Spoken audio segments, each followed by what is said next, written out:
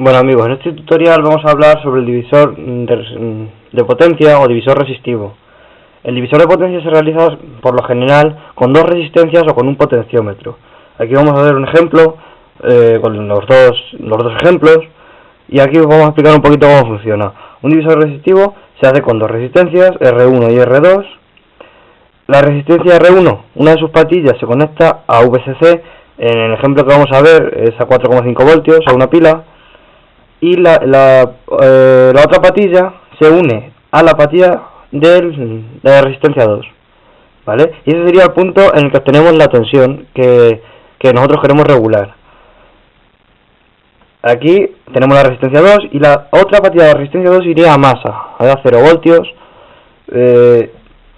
y obtendríamos en el punto medio, que sería la tensión que hayamos calculado con esta fórmula. Esta fórmula es que dice que la tensión en el punto medio, la VB, que es esta, aquí, es igual a VCC, es decir, a la tensión de alimentación, por la resistencia 2 partido de la resistencia 1 más la resistencia 2. Esto es fácil, y aquí tenemos un par de ejemplos en los que podemos ver. Si R1 es, por ejemplo, 10K, ¿vale? Y R2 igual 10K, vamos a obtener en la salida 2,25 voltios. ¿Por qué? Porque la tensión en el punto medio, VBB, va a ser igual a 4,5 voltios, es decir, VCC, por la resistencia 2, R2, que es igual a 10K, partido de la resistencia 1 más la resistencia 2, 10 más 10. Si hacemos esta fórmula, la calculamos y nos va a salir 2,25 voltios, es decir, si las dos resistencias son iguales, siempre nos va a dar la mitad de la tensión, ¿vale? Aquí, por ejemplo, en el segundo ejemplo vemos que las resistencias no son iguales. R1 es de 10K y R2 es de 20K. Entonces, calculando la fórmula, nos va a salir 3 voltios en el punto medio, 4,5 voltios, VCC, R2 son 20K, R1 10K y R2 son 20. Entonces lo calculamos y nos va a dar 3 voltios. Jugando con esta fórmula podemos obtener cualquier tensión que sea siempre menor a la tensión de alimentación, obviamente. Nunca nos va a dar una tensión superior a la tensión de alimentación.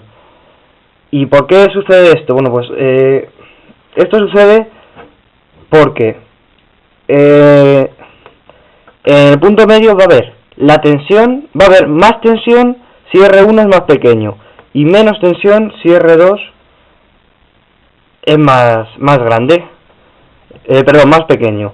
Siempre el voltaje del punto medio se va a acercar al voltaje que haya en la resistencia menor. Aquí, si esta R1 es menor, pues como la tensión de R1 es de 4,5 voltios, pues el punto B se va a acercar a 4,5 voltios. Si R2 es menor y R1 mayor, como R2 está a 0 voltios, la masa, pues B, el punto medio, siempre se va a acercar a masa antes que a VCC. Esto también lo podemos hacer con un potenciómetro.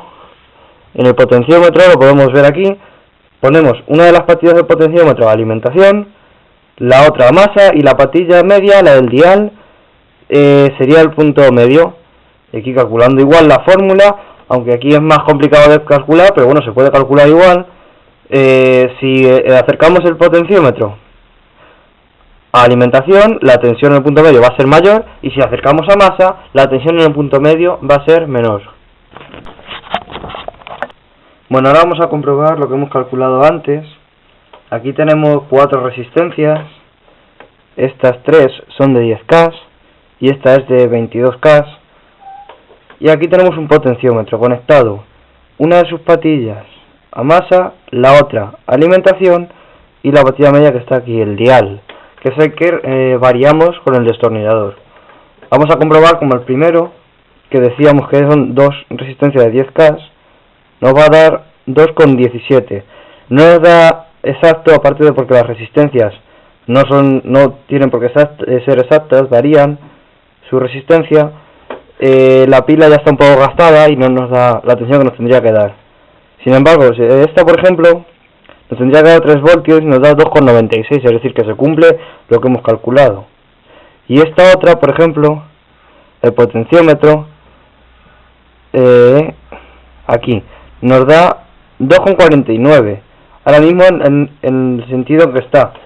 Si cogemos un destornillador y cambiamos